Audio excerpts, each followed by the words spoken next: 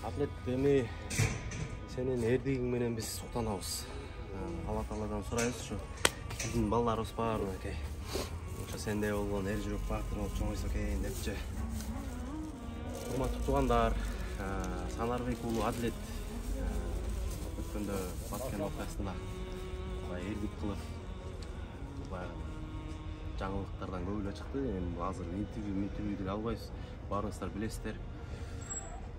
Азыр эми кайрымдуу элден, Москвадан ушундай жигиттер кайрылышып, атайын аманат, акчалай каражат беришти эле.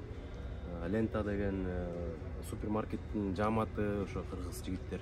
Андан сырткары ошо Москвада иштеген эле бычмачылар жааматы биригип ошол бир акчалай 30 000 сом бар эле. Мынакей 30 000 сом. Бул аманатта. Сага бул видеону бул отчет катары, бул эл көрсүн эмес.